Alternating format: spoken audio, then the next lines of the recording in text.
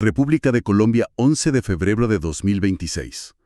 Hoy exploramos una jornada increíblemente densa en el diario oficial. Una verdadera fotografía de cómo opera el poder. Veremos un nombramiento ministerial que desafía las restricciones electorales. Luego, inmediatamente, la declaración de un estado de emergencia. Y al mismo tiempo se mueven piezas en la lucha anticorrupción, se trazan políticas a futuro para el campo y el cambio climático. Y finalmente nos vamos a asomar a la sala de máquinas del Estado para ver cómo se gestiona, se presupuesta a sí mismo. Empecemos por la primera pieza del dominó de este día. El decreto 0148. Se nombra a Jorge Iván Cuervo Restrepo como nuevo ministro de Justicia y del Derecho. A simple vista un cambio normal en el gabinete, pero el cuándo y el cómo son, todo menos normales. Con elecciones presidenciales y al Congreso a la vuelta de la esquina. Y eso significa que rigen la llamada Ley de Garantías Electorales. ¿La Ley de Garantías? Sí. En términos sencillos, es una ley diseñada para, digamos, ponerle un freno a la contratación pública en época de elecciones. O sea, para evitar que el gobierno de turno use los puestos como moneda de cambio para ganar votos. De acuerdo. Entonces, hay una ley que explícitamente prohíbe o restringe nombramientos como este. Y sin embargo, aquí está, publicado en el diario oficial. ¿Cómo se justifica esta jugada? Porque tiene que haber una justificación, por lo menos en el papel. La hay, y es un ejemplo fascinante de cómo se navega el laberinto legal. El decreto se apoya en una excepción muy específica. Argumenta que la prohibición no aplica cuando los cargos son, y cito, indispensables para el cabal funcionamiento de la administración pública. Indispensables. Esa es la palabra. Es una palabra con mucho peso y me imagino bastante subjetiva. Muchísimo. Y se basan en un concepto que dio el Consejo de Estado hace años, en 2014. Y el argumento que usan es aún más interesante. Dicen que como el Ministerio de Justicia y la Secretaría de Transparencia son claves para la pureza del proceso electoral, pues no pueden estar en interinidad. Es decir, usan la propia elección como argumento para saltarse una regla creada para proteger esa misma elección. Es una paradoja, sin duda. Y es donde entra en la interpretación legal. El Consejo de Estado dejó esa puerta abierta y el gobierno la está cruzando a toda velocidad. Claro. Una lectura, dígalo, cínica, diría que necesitaban a una persona de confianza en un puesto clave. Y rápido. Una lectura más generosa, que la crisis que estaban por enfrentar era tan grave que no podían darse el lujo de tener un ministerio acéfalo. Pero para la gente de a pie, esto puede oler a que las reglas no son iguales para todos, ¿no? ¿No se corre el riesgo de erosionar la confianza en la propia ley de garantías si se percibe que hay formas de darle la vuelta? Totalmente. Es una línea muy, muy delgada entre la necesidad administrativa y lo que podría percibirse como oportunismo político. Y lo que hace que este nombramiento sea aún más explosivo no es solo el nombramiento en sí. No. No. Es lo que pasó inmediatamente después. Uno pensaría que el nombramiento de un ministro ya es suficiente drama para un día. Pero parece que apenas estaban calentando motores, porque la primera firma de ese nuevo ministro fue para algo mucho, mucho más grande. Así es. Horas después, con la tinta de su nombramiento todavía fresca, Jorge Iván Cuervo Restrepo firma, junto al presidente y el resto del gabinete, el decreto 015. Y este decreto declara el estado de emergencia económica, social y ecológica en parte del territorio nacional. ¡Wow! Esto ya no es ajedrez burocrático. Esto es usar la pieza más poderosa del tablero. A ver, traduzcamos eso de estado de emergencia.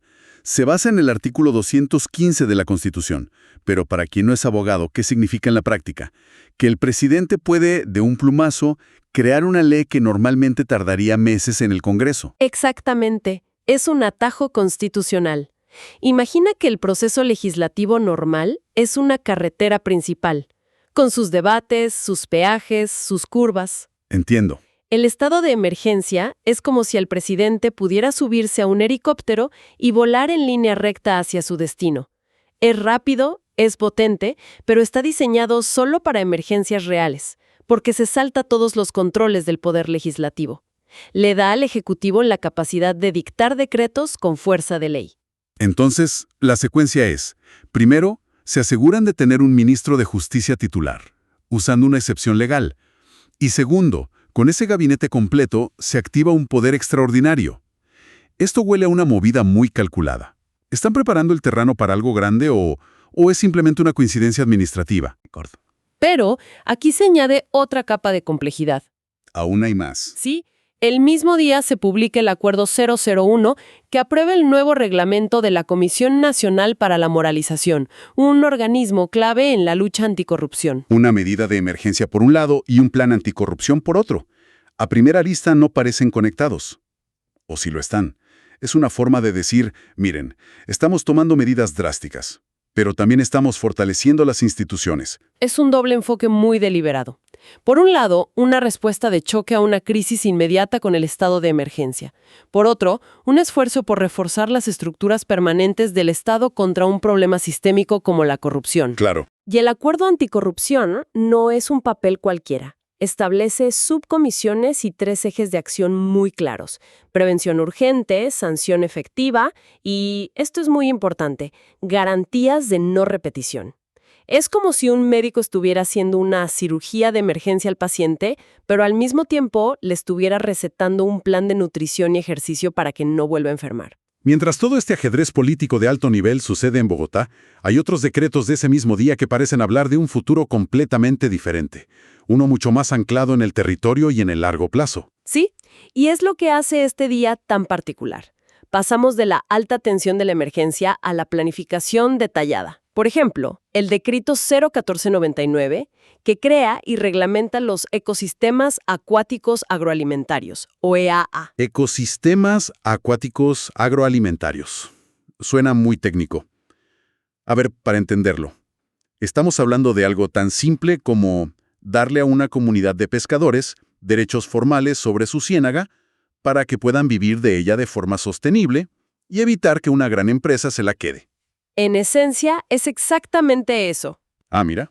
Es sacar de la informalidad y darle seguridad jurídica a miles de comunidades que viven del río, del lago, del manglar.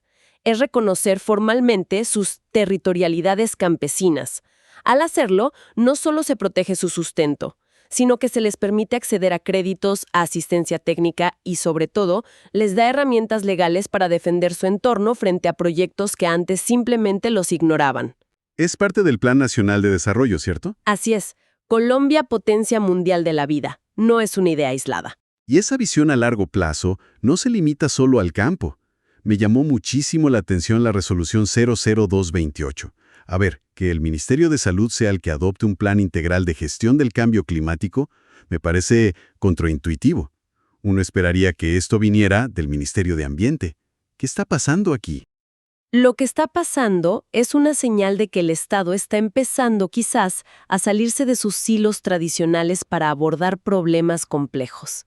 Ya no se ve el cambio climático como un asunto puramente verde o ambiental. ¿No? No, se está entendiendo como lo que es: una de las mayores crisis de salud pública del siglo XXI. ¿A qué te refieres? ¿Cómo se conecta directamente el clima con la sala de urgencias de un hospital? De muchísimas formas. El aumento de las temperaturas expande el área de acción de mosquitos que transmiten el dengue o el Zika. Claro. La mala calidad del aire por incendios forestales dispara las enfermedades respiratorias. Las olas de calor causan muertes.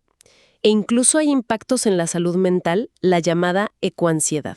Entiendo. Que el Ministerio de Salud tenga su propio plan integral demuestra una comprensión mucho más sofisticada del problema. No basta con que el Ministerio de Ambiente mida el CO2.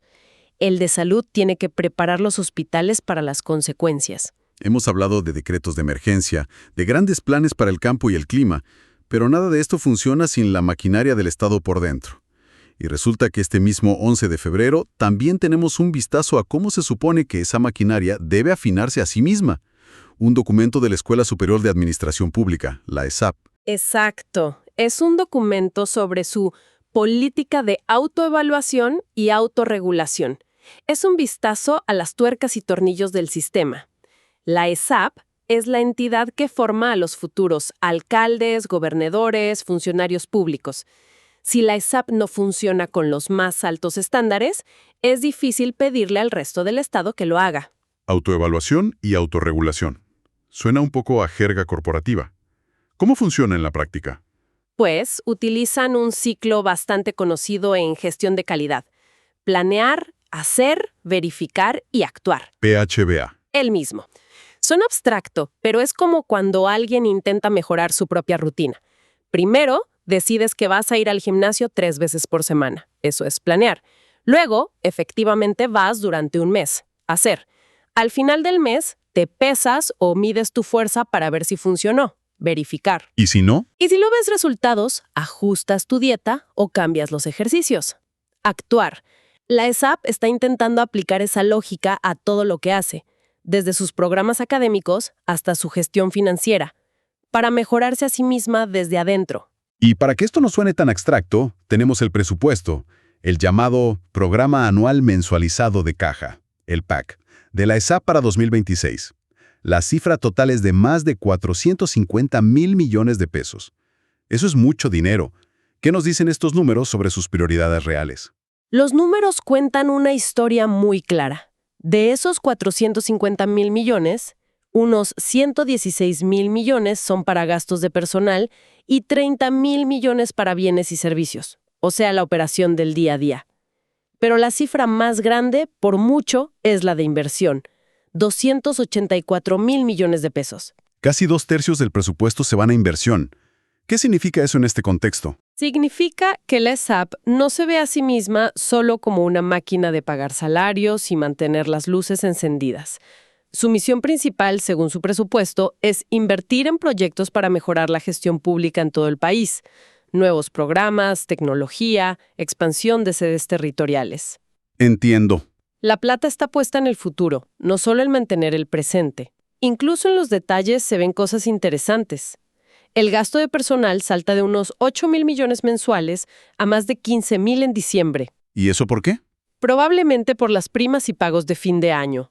Ah, claro. Es un detalle pequeño, pero nos recuerda que detrás de estas grandes políticas y cifras astronómicas hay miles de personas con sus salarios y sus familias. Estos documentos traducen las estrategias a un flujo de dinero concreto que mantiene al Estado en movimiento. Es que al final, si uno mira todas las decisiones publicadas en este único día, lo que se ve es al Estado actuando en múltiples frentes y a distintas velocidades, todo al mismo tiempo. Se está gestionando una crisis inmediata y de alto voltaje con un estado de emergencia, mientras que simultáneamente se sientan las bases para planes de desarrollo rural y de adaptación climática que tardarán años, si no décadas, en madurar. Y esto nos deja con una reflexión en el aire. ¿Cómo logra una administración equilibrar la respuesta urgente que exige el presente con la planificación fundamental que demanda el futuro? Sobre todo cuando ambas acciones deben ser ejecutadas por las mismas instituciones y personas, a menudo en el mismo día.